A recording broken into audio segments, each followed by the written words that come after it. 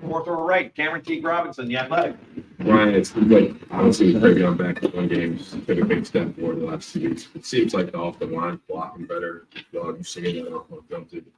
Yeah, I think so. But like you said, it makes a big difference when Trey's back there and we get him to the second level. I thought we got him to the second level quite a bit on Saturday, and he was able to really get to the safeties and he was physical on a couple runs, and he was able to make a couple guys miss. And so I thought again we were more efficient in the second half there, but there was a couple things that got us off schedule. Certainly the sack was something that we did not expect, and so puts us in a really tough situation there. But again, the efficiency certainly starts with the offensive line. I think you saw some of that again. I think you're seeing steps forward, and Trey is a big part of that. Front row, Dave Biddle, 24/7 Sports. Ryan, Germaine Matthews played as much as he is. I know he was a big-time recruit, enrolled early, but are you kind of surprised how far along he is at this point? When we recruited Germaine, we felt like this was a very competitive player. We had him in camp, and at camp, it was a really hot day out there, and he competed the whole day and just kept going and going. Usually guys, and at the time, we hadn't offered him, and he was fighting for a scholarship. He was just hungry. You could see it.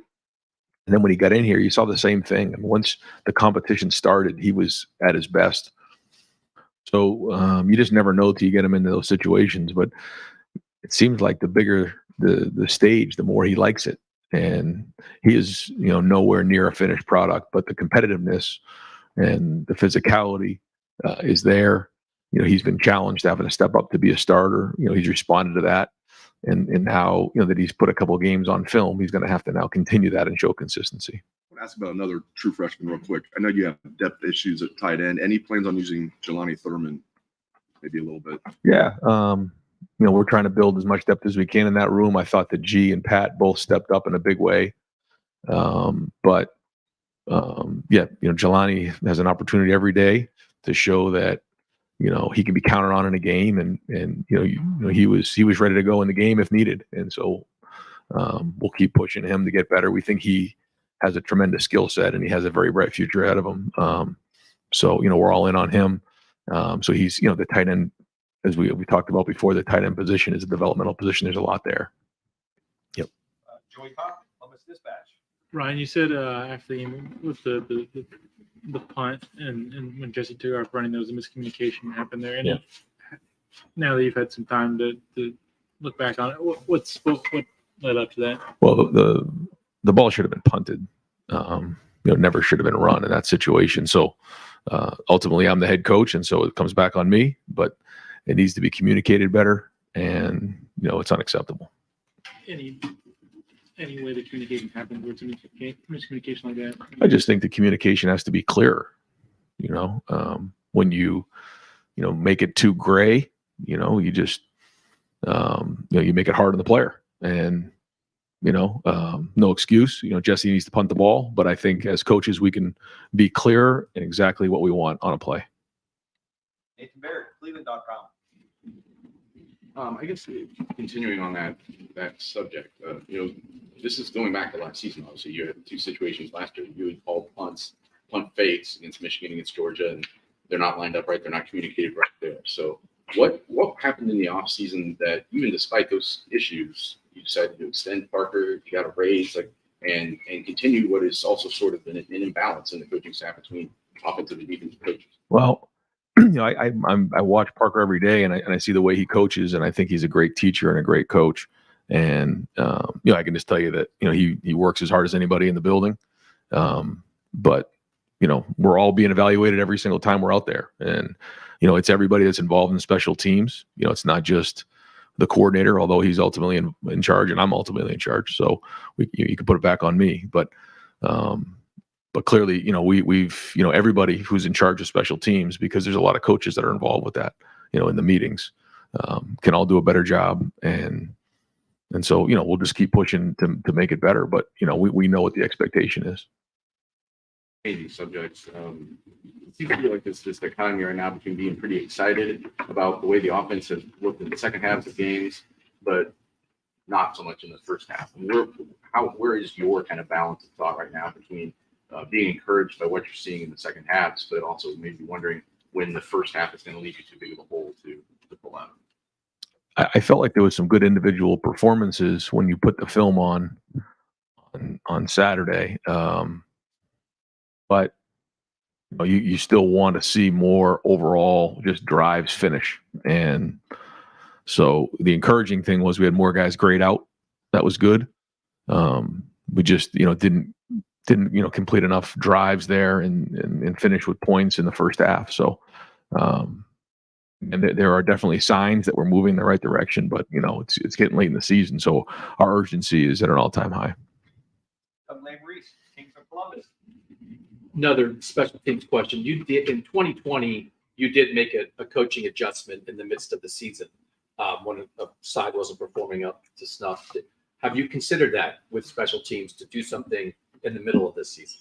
No, I think we're gonna stay where we are right now. I feel, again, I'm there every day. I'm watching how things are taught, and we all need to be a part of it. As a coaching staff, if I felt there was something that was not being taught right or done right, then I certainly would intercede. But I'm in those meetings. I see what goes on, and so we just need to do a better job. But like anything, we'll continue to evaluate it and make sure that we're doing what's best for the players. And a handful of plays last week during the season when you've had two running backs on the field. We know Chip is sort of like the fullback sometimes in those situations, but what does it give you every now and then when you maybe have Travion and Chip out there together? What does that do to the defense? Well, it gives you two ball carriers, and when that happens, they have to at least defend you a little bit differently. There's different schemes that you have to defend, and both of those guys bring a different skill package to the table. And when you're in three wide receivers with one tight end, they defend you a certain way. When you bring in another running back, it's just the spacing's different, the schemes are different, the angles are different. And sometimes when you can change that up, it opens up things in other areas, so a team isn't just focused on one personnel grouping or one scheme. And so to mix those things in is healthy. Now, you have to be efficient with it, and you have to figure out where you want to spend your time to get really good. But both of those guys give us something on the field at the same time. Austin Ward, podcast. I'm wondering if there's been any sort of philosophical change with the way that you all manage the injuries. In that, like, Emeka could go, held him out. Cade, emergency, held him out. Travion.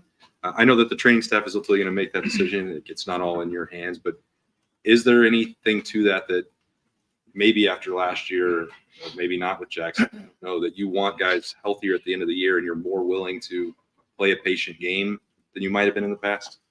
I don't think that's exactly it. I don't think it really has much to do with last year. I think in the situations that you're talking about guys who will do anything to get back on the field. I just think those are two very unique situations, and both guys are available and just like, Coach, I'm ready to go into the game, and we identify and say, yeah, you could probably an emergency role, and you are available in case something happens, but you're not at 100%, and so it's the training staff's job to make that decision. And then for me, hey, listen, he's not where he needs to be. If he needed to play 10 to 15 to 20 plays, he could do that. But certainly in the long run, it'd be better off if he didn't. That's the conversation. And so, every situation is unique. And that's why, I lean to the doctors and I lean to the sports medicine folks that give me that advice. What's the calculus for you? If that's the information that's presented and it's 10 to 15, is it the score of the game? Is it the opponent you're playing that week? I mean, it's all of that. All the above. Yeah. I mean, every week you're trying to figure out, okay, how do you win this game? And then how does it affect the rest of the season? And you do everything you possibly can to put your guys in that position. And all of those things come into play. Clay Hall, BSYX. Might have some news from the Big Ten tomorrow. I know you're probably not going to comment on that, but I just noticed an email this morning that you can now bet on a celebrity boxing match between you and the guy who coaches up north. Are you in a good mood, by the way? Yeah, I mean, I get it. Clay, I know that it's the topic of conversation right now, I'm but not asking you to say yeah. you're gonna whoop this guy. I'm just curious if you've ever been in the ring, ever sparred. I appreciate you, Clay. I'm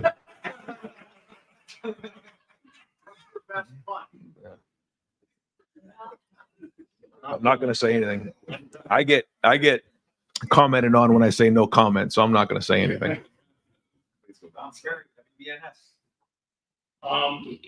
You've said the number one goal is obviously to win. This time of the year, how hard is it though to win these games? Well, I think it goes to your discipline, it goes to your consistency, it goes to your leadership, it goes to your maturity to understand what it takes. Nobody's entitled to winning, and we win a lot of games around here, but it's because of the hard work of the players on the field, and it's the week. It's getting their body up to where it needs to be. That this time of year, that's not easy to do. I mean, these guys, they're putting it on the line. They're preparing their bodies. Whether it's the ice baths, whether it's the treatment, eating right, hydrating, sleep. I mean, that's a lot to this run that we're on. Getting their mind right, preparing every week is a different opponent. And then obviously getting your spirit and soul ready to go put it on the line every Saturday. You don't just show up in football and play.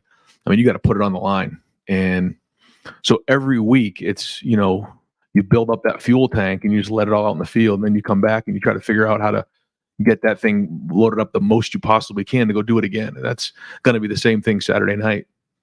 I give Coach Barnett a lot of credit for how he's handled himself, and certainly in a tough situation, they came back and won a game last week.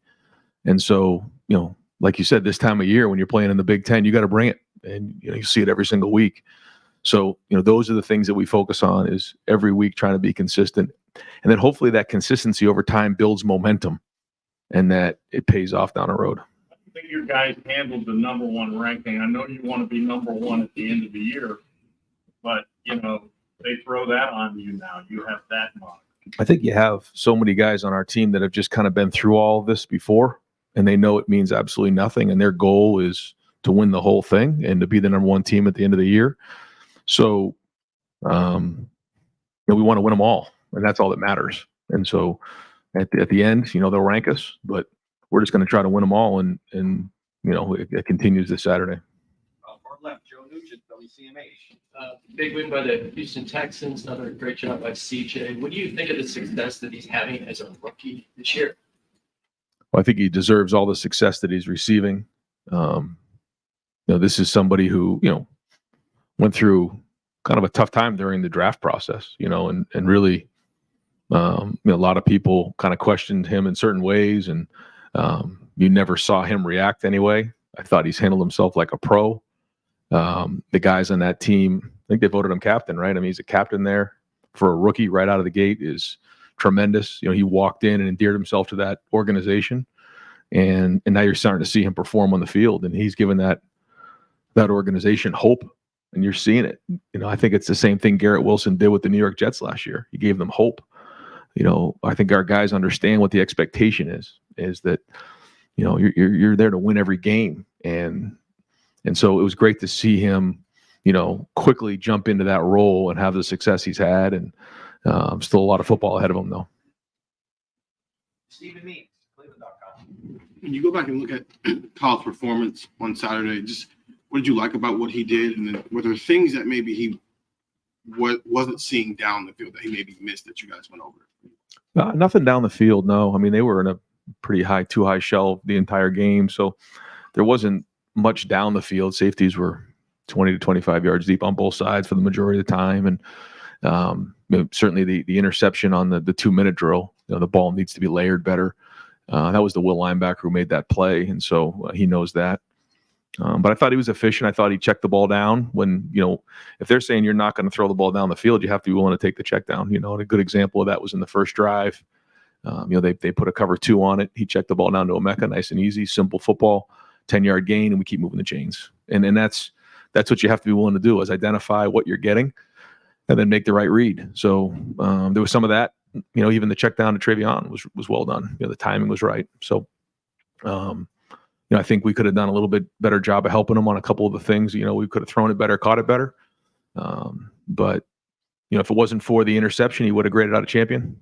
I thought overall he graded out well, but anytime you throw an interception and turn the ball over, you're not going to be graded out that way. So again, I thought there was progress made. He started off well, had a bunch of completions in a row. That was good. Something that, we've been focused on trying to get into a rhythm early in the game. So some real good there. And he's got to take the next step here again this week. Andy Baxter, Letterman Row. Ryan, might have been your best day in the red zone as far as efficiency. I know at times you talk about it's just mainly execution more than anything, but what did you see from the red zone? Well, I thought there was precision down there, like you're saying. I think the throw, I forget what yard line we were with G, but the throw and catch was tremendous. And then the couple throws that Kyle made to Marvin were really well done as well. I mean, highly high efficiency there. And then the run game. I mean, we were running downhill on a couple of those, and every yard is worth 2, and we got vertical on those, and just overall ran the ball better and had more efficiency in the pass game. How is Devin doing in his recovery? Yeah, good. Hopefully have a full week this week and be available. He was available on Saturday, so that was good. But another week of not playing certainly allows him to heal even more. So he'll be getting close to 100% here soon. Matt Murphy, 24/7 Sports. Ryan, I wanted to clarify on the fake punt. Was it called a fake punt and Jesse just saw something and ran? Was that the situation? No. I mean, you have a rollout punt, and there are certain times where if nobody's out in front of you, you can take it. And we usually roll out to our right. We rolled out to our left in that spot, and so there was an overload to the right, and so the decision we just made too quickly, and they were able to rally to it. And so once you get the ball in that spot, we want the ball punted. Following up on Kyle, we've seen him have some really good stretches in games, and then like 11 for 11 to start, and he goes 1 for 5, then he comes back and plays well at the end. Sometimes it's been first half, second half. When you guys look at good stretches versus bad stretches, are you seeing anything, trends or anything for him when it's working and when it's clicking, and maybe when it's not? The only thing I can recognize is when his feet are right and his eyes are right. That's when he's at his best. I don't know if I can recognize anything in particular other than that. I think there's been some times maybe earlier in the game where his feet are moving a little bit faster or maybe a little bit slower than the game. But once he's found the rhythm of the game and his feet are in rhythm, that's when he's been at his best. Did you get him that way earlier in games? Yeah, a little bit. You try to find things that he's comfortable with, but sometimes, you can't always predict it the right way. And, you have to continually get more and more experience behind you so that you can get that feel for it. But a big part of it is during the week, trying to give him those looks so that, and I thought he did a nice job of that in the game. There was some things that came up where you're looking for a route down the field. All of a sudden there's just like bodies right there. You find the check down, and that's good football. And it just, now you have to be disciplined enough to do that. You have to be able to execute those things. But I thought there was some good decisions made there. Dan Hope, Lebanon Warriors. Ryan, it looked like Tommy hurt his arm at the end of the game. Is he okay? Yeah, it was another physical game, and it's like you come out of the game and you go in there and try to identify what happened with everybody. So we'll keep trying to get these guys treatment the best we can. That's kind of what I was talking about when it comes to bodies. Everyone's kind of this time of year is struggling. So, yeah, I mean, I expect them to be out there today, and we'll kind of see how the week goes. But this time of year, you're gonna have a lot of guys with bumps and bruises for sure. Denzel and Lathan, are you expecting to have either of them back this week? Yeah, I don't know. I think we're expecting Denzel to have a pretty good week of work here. Lathan, I think we're probably going to continue to identify kind of where he's at maybe later in the week. But yeah, Denzel will be out there today. Tony Herdman, Buckeye Humble. Ryan, with your secondary last year, you guys started 5 corners and 5 safeties throughout the year. This year, you're already at 4 corners and I think 5 safeties. What's been the difference in keeping that level despite still playing a bunch of guys? Well, I think it comes down to just the recruiting and making sure you have the right guys there, but then also the experience. You think about where now Jordan is and Denzel, and you added IGB into the mix. Germaine Matthews was able to step up in a big way though. And I just think overall we just have more depth than we've had there and just more experience where maybe in the past we were playing young guys, freshmen, or sophomores that hadn't played a lot. What does it do for your recruiting when you can point and say, we've started freshman corners each of the last 3 years? It's big. It's big. It's huge. Yeah. And the response we've got from the recruits has been excellent. They see it. They're looking real close, because one thing to say, it's another thing to actually see it. And so we make sure that they see it. Far right, Captain King, WDNF. Back in the summer, you said you were going to work more with defense and try to, be a CEO a little bit more. Obviously, the offense has kind of been the sticking point this year. What's that been like to maybe not have to worry about the defense at all and be able to just focus on them? Yeah, it's huge. And Jim and his staff have done a great job. Tim and Larry and Perry, they've all been a big part of the day to day, and so it's huge as we make this run. But ultimately, I got to make sure everything's in place, and we're gonna have all three phases going in the right direction here and be at our best. Kyle, obviously you can coach him up every game, but at some point you're kind of looking for him to take that next step. Is there anything else you can do at this point, or is it just getting him reps in the game and hoping it just kind of breaks out? Oh yeah. No, you keep grinding on it. You keep working at it. Constantly.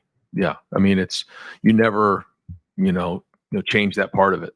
No, I mean, Kyle has been here for a couple of years, but he still hasn't played a ton of football. So the more he gets out there, the more you grind on it, the more you learn, the better off you're going to be. You think about those guys who have been in the NFL for, 8-10 years, some guys longer than that. They just have such an advantage over everybody because they've seen it so much. And so the guys who can learn quickest from their mistakes are usually ones that get better the fastest. So, we stay after it, just like every position, but certainly quarterback is the one that's most visible. Spencer Holbrook, 11 in a row. Brian, it's not that the offensive line doesn't like the other running backs, but it seems like they're the blocking part back, and you guys, if the run game just looks a little cleaner. Have you seen that, and just how much of a difference does just have a tray in there make it look cleaner? It's probably, maybe it's a little bit of both there, but I think I mentioned that before. It's everybody involved. It's the receivers getting in there and digging people out. It's the tight ends and their blocks. It's the quarterback making sure we get into the right play, or possibly reading somebody, or, if it's a read or an RPO, making sure that, we're not running into an overload box at times. It's making sure that as coaches, we put them into the right play. I mean, it's everybody involved. But when you're having success, you just believe more. You start to see more of a confidence. And that's probably what you're recognizing. Tim May on 3. Thank you, Jerry. When you watch a quarterback, do you ever step back about this point in the season and kind of in your mind have a chart on how he's progressing? You understand what I'm saying? Because I would think everybody starts out reticent, then they get bold, and then they get bit by being bold, and then they get reticent again and stuff. And is Kyle kind of on that chart where you want him to be, if you follow my drift, of awareness, but also not being stupid with the ball, and just, what I mean? Just, do you actually have that in mind? Well, I think, there's certain things that you have to learn from, and you don't know until you've actually done them. You don't know until you've been, stripped. You don't know until, you got a zero pressure and you don't have a place to go with the ball. You learn all those things. You try to do the best you can as a coach to get out in front of those and give them a plan. Ultimately, you have to be a problem solver at quarterback. And, so we'll see. I mean, there's still so much football left. We're going to keep going at it this week and, kind of see where he's at. But it is, it's for everybody, but for Kyle as well, just that build up of continually getting that experience to go play his best football here down the stretch. Josh Proctor had a great thing to say on Saturday. I mean, interesting thing. He said it before, but the defense's motto is if they have an inch to defend, they're going to defend it. Yeah. You've seen these goal line stands and these stands in the red zone. First one, you kind of go, okay, blah, blah. Seems to be a trend here that's favorable for you guys. Do you see that also? And what is the difference do you see in this defense, especially when it gets in the red zone, that it's just jumped out at you? Yeah, I that's something that Jim brought here immediately. Give us an inch, we'll defend it, and the guys believe in that and they embrace it. So even when a big play breaks out, if we can get them on the ground, that can be a 4-point play. And I think of just a big part of it is confidence and belief that the guy next to me is going to do my job, and if I do my job, and we're all in this thing together, we can stop these guys. And And that's all situational football that we've been screaming all off season. If you can win in the red zone, like we won in the red zone pretty handily. We scored 4 touchdowns on offense, and I think stopped them I think they were 1 for 4, I think. When you do something like that and force field goals in that spot, and you're scoring touchdowns on the other side of the ball, those are all 4-point plays. And the guys have embraced that. And so, we'll get together Tuesday as our first and second down. We're talking about running the football, winning first down, taking care of the football, explosive plays. When we come back on Wednesday, it's about third down, short yardage, red zone, goal line, the situations. And I think the guys really have understood that and embraced what exactly is going on, the time, the down and distance, the situation in the game, and those have been huge plays for us. I know you're not going to comment, but I'm going to ask anyway. When you see your family's name brought up in situations like what has been going on for the last several weeks, does that make you angry? What obviously it has been brought to one reporter's attention that they have no evidence of anything like that occurring. But how do you handle all that tornado that's going on, along with what you're dealing with inside the building? Yeah, I just, right now, all you can do is focus on what's important. And what's important right now is Michigan State. And so we always say ignore the noise. The noise comes in different ways. We've talked about how, like, for instance, the defense, they've played really well to this point. And, last year took a lot of heat for that. And so, they're getting a lot of positive reinforcement. You have to ignore that noise. Like you said, ranked number 1 in the country. That's noise. And there's a lot of other noise out there. And so we have to get rid of all that stuff. And the team that can get rid of the distractions and ignore the noise the most this time of year gives them their best chance to play their best football. And so we're all going to do that, whether it's coaches or players. Columbus Dispatch. Yeah, one more kind of about related to the injury stuff. I know that you never overlook an opponent, but Michigan State and Minnesota, you're big favorites. Knows you have a huge game, obviously, at the end. How much do you weigh? I want to make sure these guys are healthy, and obviously we've got to win the game, but I want to make sure that they're healthy for the game. How do you kind of weigh that? Is that on your mind now?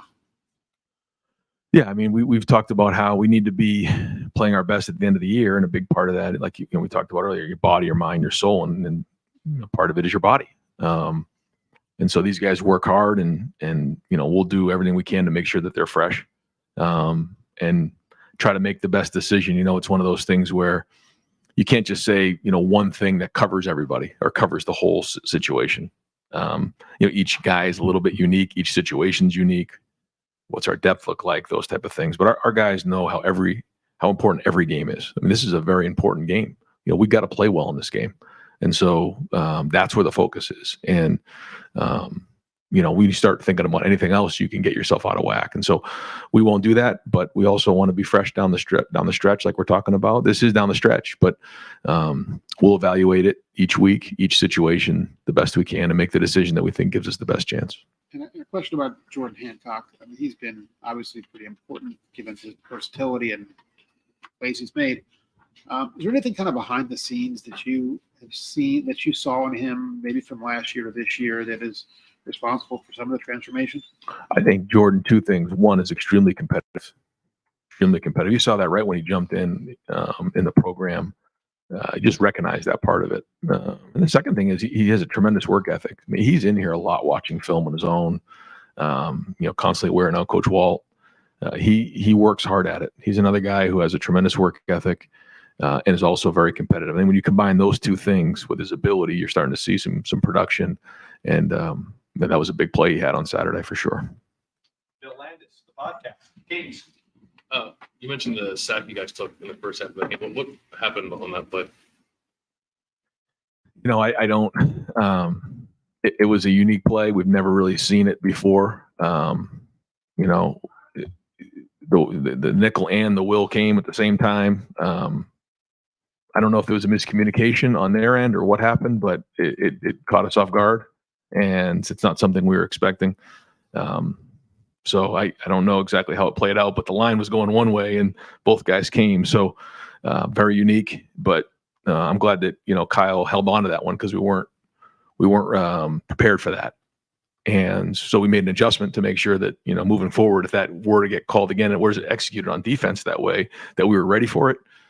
It didn't happen again. So, just I wrote it off as a one-off, and he held onto the ball, and we just had to move on. And I think it was 2nd and 19, and would love to see us get half back there. Took the flat, but when you take a hit like that you're not expecting, you can get rattled quick as a quarterback. And so he had to get his feet back underneath him.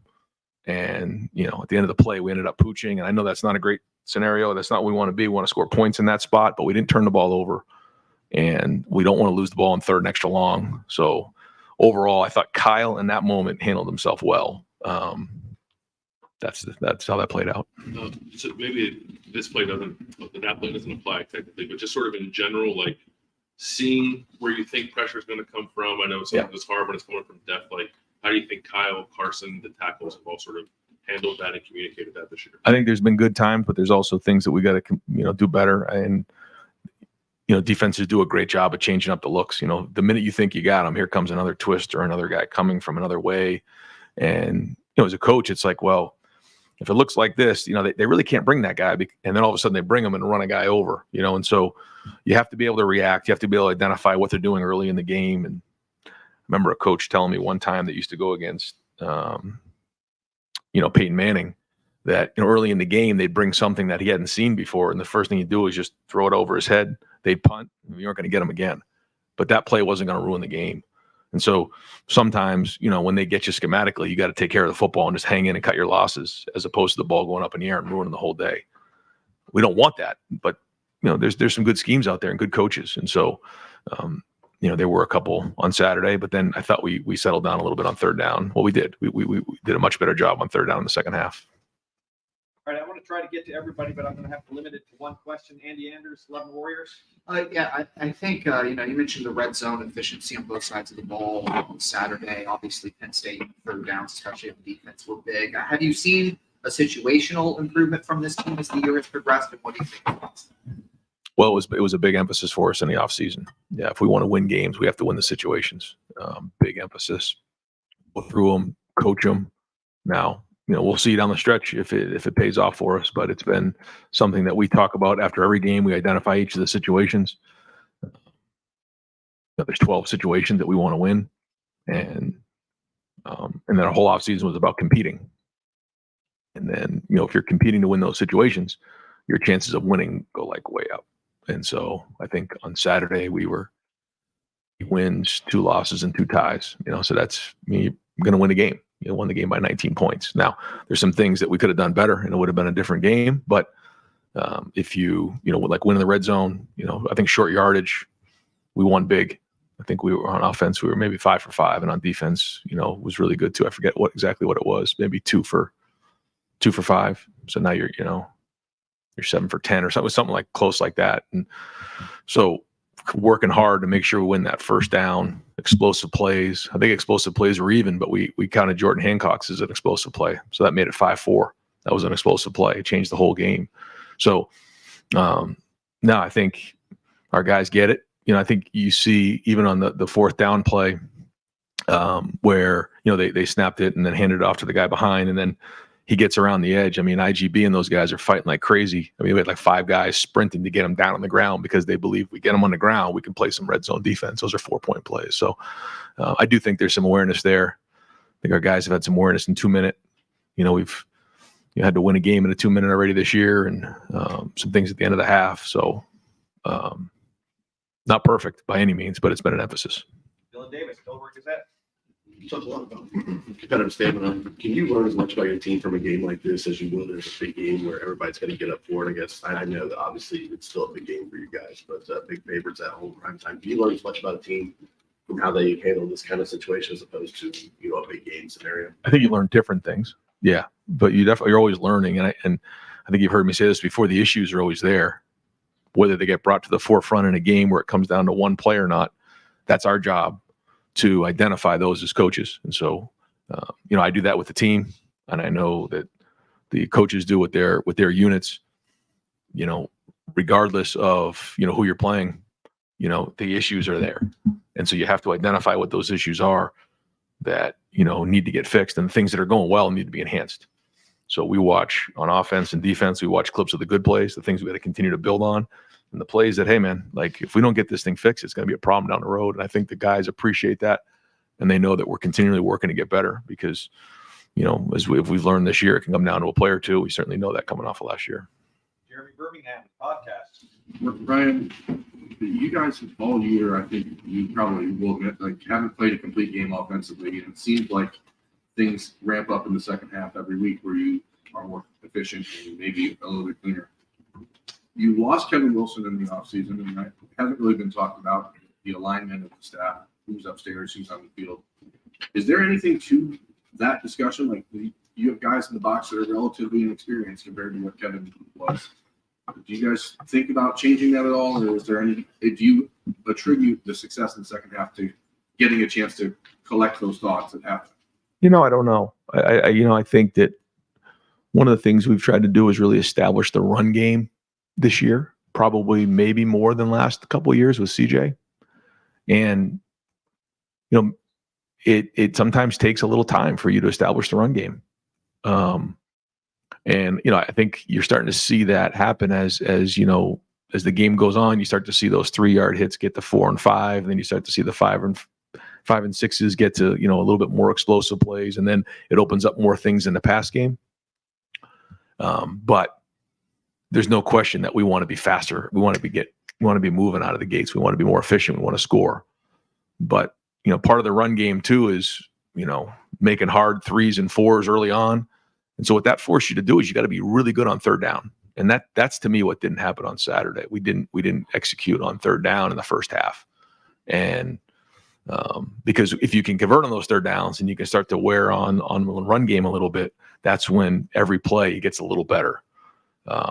So I think it more has to do with, being more efficient on third down, especially early in the game.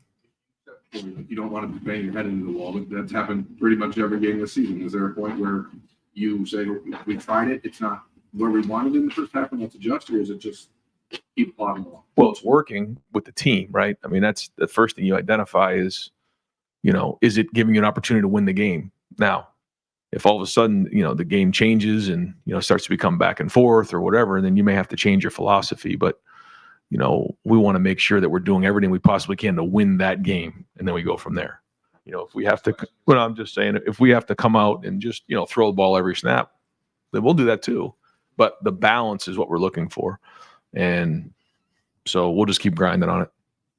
Last question, Steve Hellwagen, 24/7 Sports. Yeah, Coach Josh Proctor, I think on the goal line had back-to-back tackles on second and third down, and then has the hit for the interception as well. Kind of an unsung hero, maybe around so many other guys on that defense. Just what he bring, I guess, in those situations, and is he okay after kind of getting a little knocked out there? Yeah. I think he's going to be ready to roll here. We'll keep looking at it, but tough player, productive player. Been through a lot, been through injuries, been through a few years here, seen the good, the bad, but he's still here and graded out a champion. And that was one heck of a play. He never broke stride. And, that was a big time collision, and did a great job of just veering off of him enough not to make contact, with his head. And that's not easy to do when you're going full speed like that. I mean, and you're making, split second decisions, and that ball squirts up in the air to Jordan. That was a huge play in the game. So yeah, we're counting on him to be a guy that we can, rely on down the stretch to be a big part of our defense, because he's a veteran guy that certainly has a lot of ability. Folks, thank you very much. Thanks, guys. Thanks, Ryan.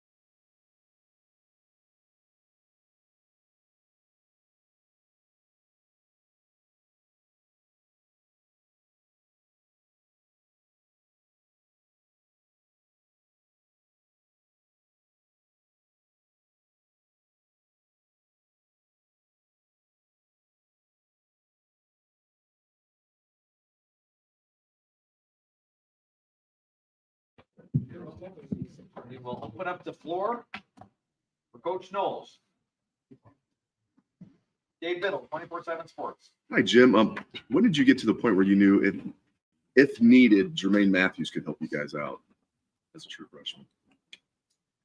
I mean, in camp, I mean, there were signs early on from when he, like I said, when he got here, that he competed right away. And, he has that confidence that you need out there, particularly for a young guy. But, then we kept putting him in situations. But, we thought in camp he'd be a guy who could play. Andy Backstrom, Letterman Row. Jim, you talked about with Malik, I think he got the start against Youngstown State. You said it was a little bit almost too much for him maybe in the moment. From now, I guess compared to that, what have you seen from him in his progressions? He's just, kept his focus. He hasn't let it get him down. He's just been focused on getting better, and learning the game, and processing things at a high speed. So he's just been practicing well, and just staying with it. Austin Ward, Comcast. Jim, how would you describe your comfort level with the depth of the secondary now compared to a year ago at this time? I mean, it's you just see it out there on the field, I mean, comfortable, uncomfortable, you're playing with your guys. But when you can do it, and you see the production, right, and you're not holding your breath every play like something's going to go wrong, I mean, that's real. So it kind of, the depth speaks for itself. Adam King, WBMS.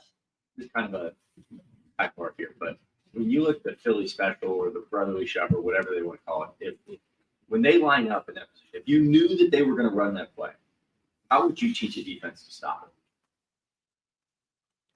it? You would want to really just play kind of like an across the board zone technique with everybody with their eyes, in the backfield, people, edges and, kind of like 4 across, and everybody see what's going on, and everybody else kill the man with the ball. Tim May show. Yeah, I was going to ask about that. I think you answered this on Saturday. I'm stammering because I'm trying to remember exactly what I wanted to ask this, but sometimes they just get you, right? I mean, do you tip your cap and move on? What's kind of your reaction to a play like that, Jim? Yeah, I mean, you got to take responsibility.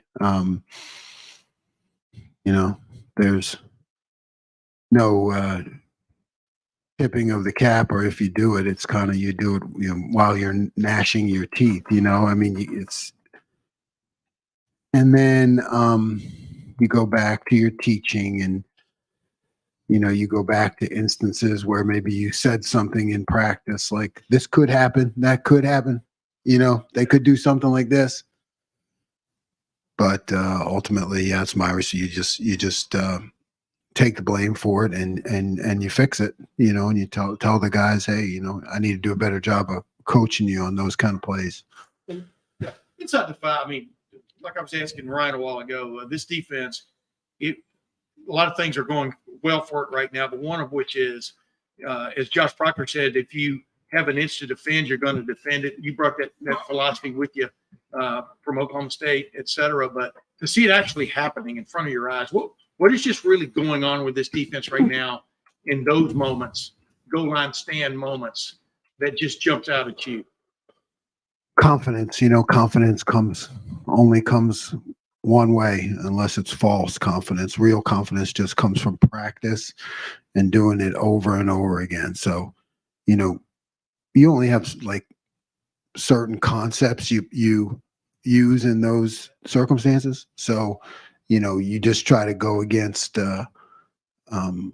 like when we go against our offense, it's not planned. You know what I mean? It's not, I don't really know what they're going to do. So, whereas when you go against an opponent, you plan it, you practice it certain plays, but it's more of just our guys know in the system. And they know what we're going to call, and they know what they're supposed to do. And there are a million things that could happen, but they've covered it. They've practiced it over and over again. That's how you gain confidence. But then the aggressiveness in that moment too, though, you can know what's coming, but Yeah, you still got to play fast, and you only play fast if you know what you're doing. I've always said that if you see a player out there, and you men and women are pretty knowledgeable, but you see a player out there sometimes and they don't look like they're going that fast, and you wonder, hey, what's wrong with this guy? Is he not motivated, or does he not know what he's doing? I mean, like, you can't play this game fast unless you know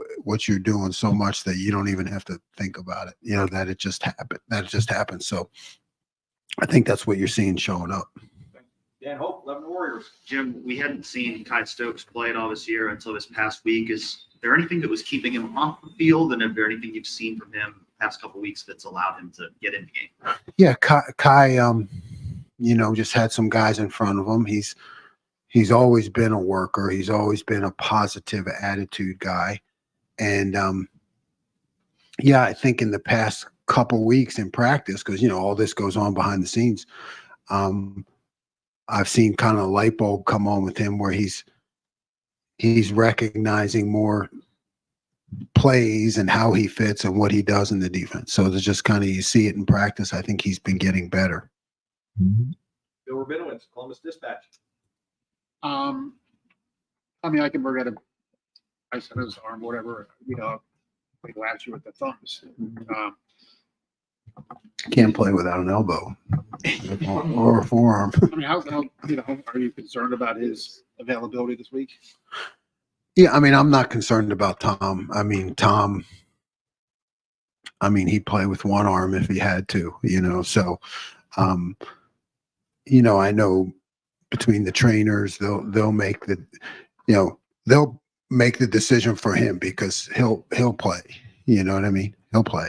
If we let him play, he'll play. We haven't talked about much this year is Gabe Powers. I see he's on the kickoff coverage now. What progress has he made? How close is he to being ready? Yeah, Gabe is close. I'm glad you brought him up. I mean, he kind of worked his way on the special teams, and then he started making some plays and kickoff, and that's how it works, right? And then all of a sudden the guy gets on the travel team and he gets to go to the hotel, and then he's around you and you start working him in practice, and he does more and more things right. So he's close. Spencer Holbrook, let him enroll. Jim, when you have a game where you give up 232 yards on the ground, but it seems more like an anomaly than anything else, how do you evaluate the performance knowing that there's so many games where the data that you haven't done that, and there's one where you have? How do you kind of compartmentalize that? You look at it play by play.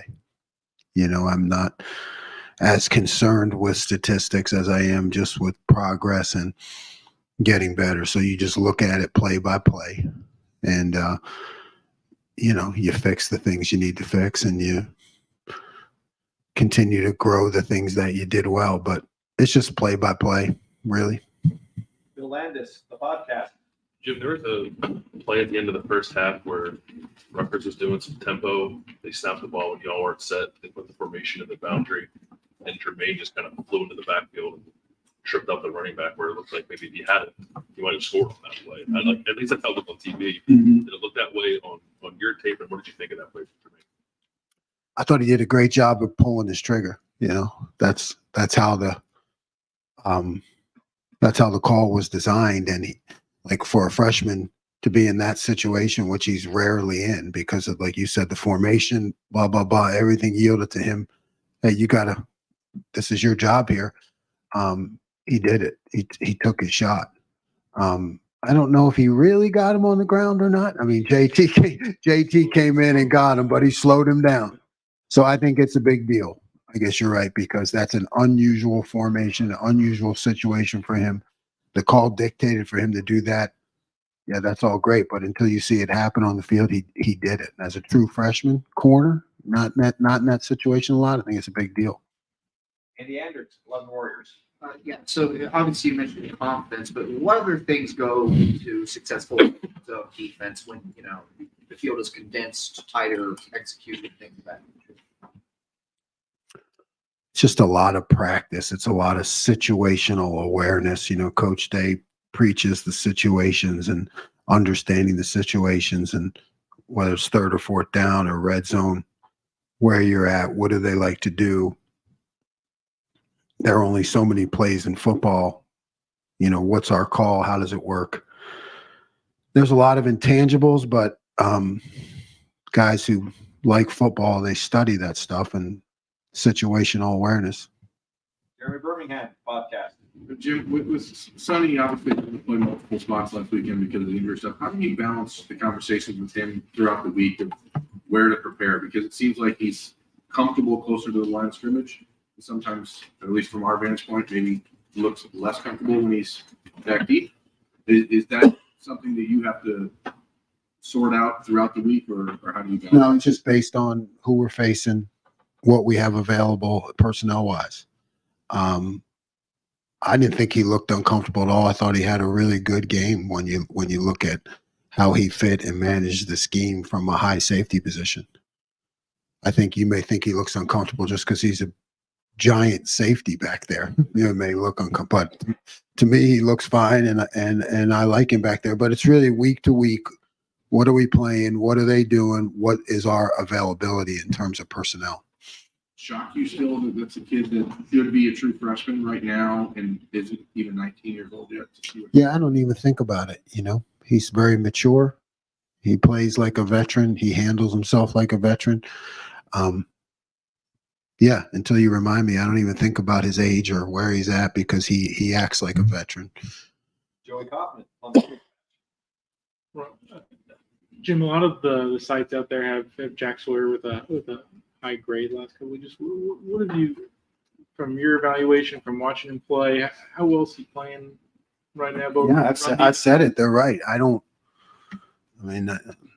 guess those people know what they're doing. I don't look, but you can noticeably, he's just getting better. It's all the hard work, I think, that a lot of people don't see unless you break it down, like maybe you do or those services do, that he's controlling blocks, getting off blocks, making tackles, affecting the quarterback, even if he doesn't make the sack or the hit, affecting the quarterback, and he's just been really productive.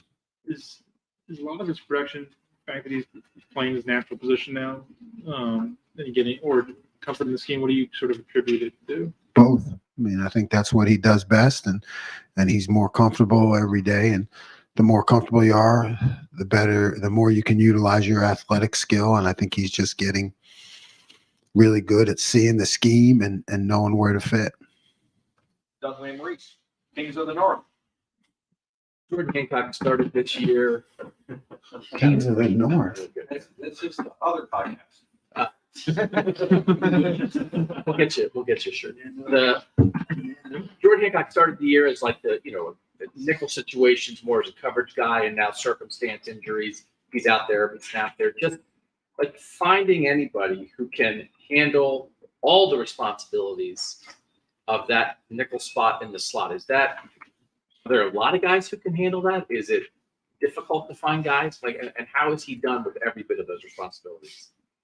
Yeah, it's difficult to find guys, and you really don't know until you put them to the test. It's almost equivalent to like a quarterback who can run and throw. Like Jordan, when he has to play the nickel and in the run fit, you can get beat up, like a running quarterback can get beat up. And then you have to go back out there and cover a slot, which is a highly athletic skill. You can't find running quarterbacks all the time that can also throw the ball accurately. And it's very similar, he gets physical in the run game, and then he has to come back and, perform an elite athletic skill. And I'm not exactly sure how to ask this question. I remember like last year when you guys played Toledo, right? You played sort of quarterback who could move around, and then later in the season, you played some other quarterbacks who could move around, and it feels like maybe that was a reference point. Mm-hmm. how much does it help to, when you play a team during a season that maybe stylistically is similar to a team that you might face later in the season, but maybe is even at a higher level of doing that kind of thing? Does that matter to a defensive coordinator? Or you just watch the film and it doesn't matter if you play a team like them or not? And no, I mean, you like to have those situations, those formations, those plays, that kind of scenario. You like to have as much experience in that as you can, so you're not just starting from scratch every week, because every opponent is so different. So yeah, when you have a reference point to go back to and something you can talk to your players about, so this is just like when we did this, it helps. Nathan Barrett, Cleveland.com. Well, I know you don't pay attention to statistics necessarily. I know you pay attention to the explosive plays, something you guys count every week. I think Rutgers had 7 runs of 10 yards or more. So as you went back and watched each individual play, were you seeing more evidence of, hey, this team had 2 weeks to prepare for us, good running back, or this is stuff that has to be corrected because especially the game is coming up in 2 weeks? Yeah, we had 7 explosives, which I think is only maybe the second time we didn't reach that goal that we have personally. Maybe it was Notre Dame was the other one, but yes, some might take accountability for, like as was referenced, okay, bad call by me, that kind of thing. And then other ones, yeah, we have to show guys getting out of their gap, routine things that can happen unless you're diligent about it, so we had a couple of those. And they, Rutgers is an improved team, really are down there. If you were there, physically and up front, and the way they run the quarterback is a different deal. So, we certainly can learn from it. But yeah, you have to go through it play by play, and you have to say, this is why it happened. And if it's my responsibility, I have to take responsibility for that. You're trying to take away a running back like that, are you sometimes having to give up something else? Yeah, absolutely. And he's a physical running back, really, really not only talented, but tough. I mean, he would, hit it up there hard, blocking for that quarterback. I mean, that creates a whole nother dimension, right, to the offense. And final question, play it all WSY. The phrase "working the rivalry" has been around here for 20, 30 years. Does the program still have that luxury? Is it done in a formal sense, or does that come from Coach Day? Do you still do that? Yeah, that would come from the head coach. I just know, I know what's right in front of me. Yeah, he does a great job of having a handle on that big picture and always working towards that. Coach, thank you very much. Thanks, Jim.